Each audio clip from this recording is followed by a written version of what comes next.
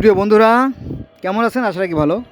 পবিত্র কুরআন শরীফে সৃষ্টিকর্তা মোট ৪৪টি আয়াতে চিন্তা গবেষণার কথা বলেছেন। আসুন আমরা একটু চিন্তা ভাবনা করি। সৃষ্টি সম্পর্কে গভীরভাবে চিন্তার কথা নির্দেশ দিচ্ছেন সৃষ্টিকর্তা। দেখেন, যেখানে পানি আছে সেখানে জীবন আছে, যেখানে বাতাস আছে সেখানে জীবন আছে, যেখানে পানি নাই সেখানে জীবন নাই। দেখেন, আমার সামনে এই যে মাত্র কয়েকদিন বৃষ্টি নামলো, বৃষ্টি নামার ফলে এখানে শ্যাওলা তো এক প্রকার জীবন, জানেন। এই শ্যাওলা কিন্তু মাছে খায়, শ্যাওলা মাছে খেয়ে বাঁচে, আর মাছ খায় পশু পাখিতে, আবার পশু পাখি আমরা খাই, তাই না? এইভাবে জীবন আসে জীবন থেকে। ঠিক এখানে জীবনের অস্তিত্ব আছে, ঠিক তার পাশে আবার জীবনের অস্তিত্ব নাই, বিলুপ্ত হয়ে গেছে। দেখেন, এই জায়গাটা একটু শুকনা, আমি যেখানে দাঁড়ায় আছি এই জায়গাটা শুকনা, এই জায়গাটা শুকনা।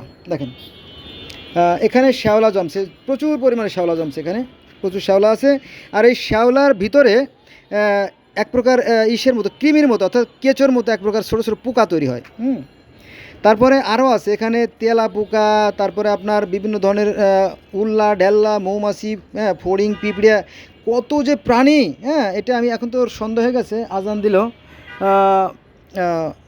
এই যে আমি এখানে পানির ভিতরে আছি, দেখেন এখানে জীবন আছে, কিন্তু যখন রোদ আসে, এই দেখেন কি গাঢ় শ্যাওলা, এই যে এগুলো কিন্তু সবুজ শ্যাওলা। এমনও হতে পারে যে এখানে দীর্ঘদিন পানি থাকলে আমার মনে হয় মাছও জন্ম নিতে পারে, তাই না? এভাবে পানি থেকে সৃষ্টি, এ কথা কোরআনে আছে সূরা হুদের 7 নম্বর আয়াতে। এই পানি থেকে সৃষ্টি এ কথা আছে আপনার গ্রিক ধর্মে, এই পানি থেকে সৃষ্টি এ কথা আছে রোমান ধর্মে, এই পানি থেকে সৃষ্টি এটা আছে আপনার মিশরীয় ধর্মে, যদিও মিশরীয়রা পানিকে বলে নান থেকে সৃষ্টি সূচনা, এই কথা আছে। এমনকি বিজ্ঞানীরাও একই কথা বলে যে সৃষ্টির সূচনায় পানি থেকে, তাই তো? তো সবাই যখন এক কথা বলতেছে, তাহলে আমরা সবাই কেন একসাথে কথা বলি না, তাই না? সমস্যা হচ্ছে এখানে আমাদের মতভেদটাই সমস্যা। আসুন আমরা ঐক্যবদ্ধ হই, আমরা পৃথিবীতে শান্তি প্রতিষ্ঠা করি। কোরআন শান্তির কথা বলে, ধর্ম শান্তির কথা বলে, অথচ আমরা এই ধর্ম নিয়ে অশান্তি সৃষ্টি করি। বন্ধুরা, আমি এর আগে একটা ভিডিও করছিলাম, এই আধা ঘন্টা আগে বলছিলাম যে সূর্য ডুবে যাবে। এই যে সূর্য ডুবে গেল, সূর্য মামা ডুবে গেল, আর এই যে মেঘাচ্ছন্ন, সকালেও গুড়ি গুড়ি বৃষ্টি নামছে। এই দেখেন, এই জায়গাটা দেখেন অন্ধকার হয়ে আসতেছে, এই যে ওই যে অন্ধকার, হয়তো কোথাও বৃষ্টিও নামতে পারে। হেলে বিষয়, আমরা এই প্রকৃতির সন্তান। আর এই প্রকৃতি হচ্ছে বিশাল ব্যাপক, আমরা হলাম ক্ষুদ্র বা সসীম।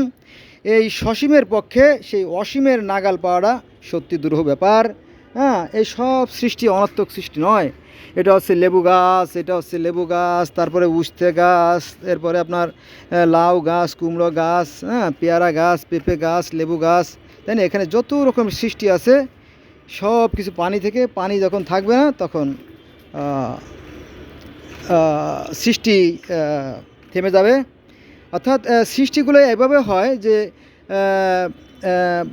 সূর্যের তাপ, ওই দেখেন টিকটিকি, ওই যে টিকটিকি, ওই যে বললাম টিকটিক বলছি না, ওই যে টিকটিকি আছে, অন্যান্য অনেক পোকামাকড় আছে এখানে। সব বেঁচে আছে পরস্পর। এখানে এক প্রকার পোকা তৈরি হয়, সেই পোকাগুলো খায় আপনার সে চড়ুই পাখিরা, তারপরে আবার এই পাতাগুলো খায়, আবার এখানে কবুতর আছে, কবুতরেরা এইভাবে। আমরা আবার কবুতরের ডিম খাই, কবুতরের মাংস খাই, তাই না? এইভাবে পরস্পরের উপর নির্ভরশীল। আবার আমরা এই যে বাতাসও খাই, আবার পানিও খাই, তাই না? সূর্যের তাপও খাই, তাই না? সব আমরা একটা ভাণ্ডারের ভিতরে আছি, শস্য ভাণ্ডারের মধ্যে আছি। আর এই ভাণ্ডার তৈরি করেছেন সেই মহান সত্তা, যিনি এই 900 কোটি মানুষের স্রষ্টা, ঠিক আছে? কিন্তু এই ধর্মগুলো আমাদেরকে আলাদা করে রাখছে, বিভেদ করে রাখছে। ওই যে হিংসা বিদ্বেষ ঘৃণা থেকে। আসলে আমাদের পৃথিবীর প্রত্যেকটা মানুষের ধর্ম একটাই, আর তারা হচ্ছে ক্ষুধা লাগলে আমরা কি পেটে আগুন জ্বলে, জানেন তো, সবার পেটে আগুন জ্বলে ক্ষুধা লাগলে আর কি। এই কয়েকদিন বৃষ্টি নামলো না, আমার মনে হয় প্রচুর বৃষ্টি নামার পরে, দেখেন বৃষ্টি নামার ফলে এই যে সবেদা ফলগুলো, অনেক সবেদা ফল এখানে আছে প্রায় 21টার মতো, আর এপাশেও ঝরা আছে অনেক। আমার মনে হয় এই সূর্যের তাপের অভাবে এই ফলগুলো খাদ্যের অভাবে, অর্থাৎ সালোক সংশ্লেষণ প্রক্রিয়ার অভাবে বোধহয় মারা গেছে, শুকিয়ে পড়ে গেছে। আবার বড়গুলোরা যেহেতু একটু শক্তিশালী, বড়গুলো ঝরে যায় নাই, বড়গুলো রয়ে গেছে, এই যে বড়গুলো আছে, এই যে বড়গুলো আছে, যেহেতু ওরা শক্তিশালী, বুটা মজবুত, এরা আছে, আর বাকিরা অনেক ঝরে গেছে আর কি। এটা প্রকৃতির বিধান। আবার এখানে ঘটনা ঘটছে, সেটা হচ্ছে যে কবুতর, দেখেন যে এই কবুতরগুলো প্রচণ্ড ঝাপটা বাতাসে আমাদের দেখেন এটা কিন্তু ফাঁকা, দেখছেন এখানে কিন্তু কবুতর নাই, এখানে কিন্তু কবুতর নাই, ফাঁকা। প্রায় 4টে কবুতর মারা গেছে। হুম, এখানে কবুতররা আছে। তো কবুতর ডাক শুনতে পাচ্ছেন তো, সবাই ডাকতেছে, তাই না? এ আবার কি?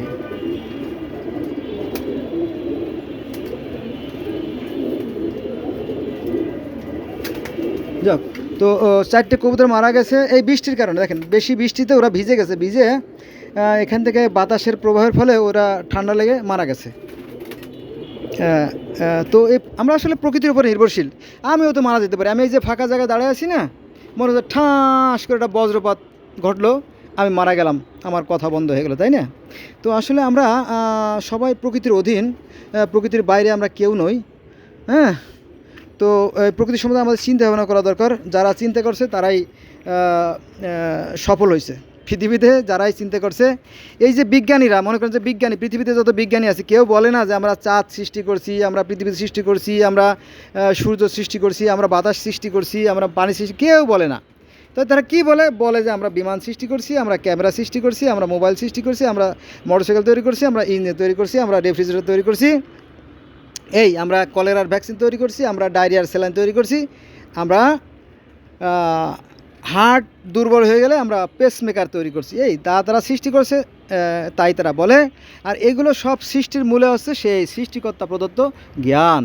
আসুন আমরা আমাদের জ্ঞানকে কাজে লাগাই। এই দেখেন এই যে টিকটিক, এই দেখেন এই যে টিকটিক, এই যে সাদা, এই জারের ঠিক পাশে এই যে টিকটিক এখন বেরোচ্ছে।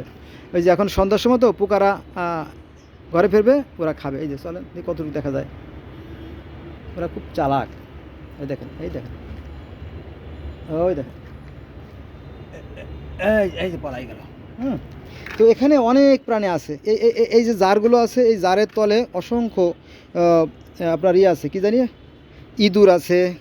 তারপরে এখানে আবার পাশে বেজি আছে, তারপরে বিড়াল তো আছেই, তারপরে কি আছে জানি, তেলাপোকা, তারপরে অন্য হরেক রকমের পোকা, যেগুলোর নাম আমি জানি না, বলা সম্ভব না আর কি, তাই না? তো এই পোকাগুলো পরস্পর বেঁচে থাকে, এবং এই পোকাগুলোর অন্য ইসে খায়। যেমন এখানে কাক আসে, চড়ুই আছে, অন্য দোয়েল আছে, শালিক আছে, এখানে নামে। এবং আমাদের একটা দুষ্ট ছেলে আছে, সে আবার এইগুলো ধরে। এখানে ফাঁদ আছে, ফাঁদ আছে কি না? এখানে রশি আছে, রশি রাতে দেখানো যাবে কি না, যাক দরকার নাই। রশি আছে, রশি দিয়ে সে এখানে ফাঁদ পেতে ঘুঘু ধরছিল এখানে, রশিটা, এই যে রশি, এই দেখেন এই যে একটা রশি, এই দেখছেন এই যেটা রশি, এই যে একটা রশি দেখা যাচ্ছে না, এই রশি দিয়ে, এই দেখেন এই যে কাঠটা হাট আমার দিকে আসে, এই রশি দিয়ে সে বুদ্ধি খাটায় পাখি ধরে। হ্যাঁ, তো এই জ্ঞানই আমাদের শ্রেষ্ঠ নিয়ামত। আমরা যদি মুসলমানরা এই জ্ঞানে চর্চা করতাম, তাহলে আমরা বিশ্বের দরবারে অনেক উন্নতি লাভ করতে পারতাম। ওর বাবা, বিশাল আকার টিকটিকি, দেখেন এই যে মাগো। তো আমরা প্রকৃতির সন্তান, এই প্রকৃতি আমাদেরকে নির্বাচন করছে, আবার তার নিয়মে তার বিধানে আবার চলে যেতে হবে। তবে হ্যাঁ, কর্মফল আপনার পরকালেই পেতে হবে এরকম দরকার না। আপনি যদি কর্মফল করেন, তাহলে দেখবেন যে ভালো কাজ করলে আপনি এই পৃথিবীতে এই আত্মতৃপ্তি লাভ করবেন, একটা মানে মেন্টালি যে স্যাটিসফ্যাকশন, যেটা আর কি, শান্তি লাভ করবেন। আর পরকাল তো রয়েই গেল, তাই না? এটা আসুন আমরা ভালো কাজ করি আমরা, হ্যাঁ, তাহলে এহকাল পরকাল উভয় জানি আমাদের কল্যাণ হবে। ধন্যবাদ সবাইকে।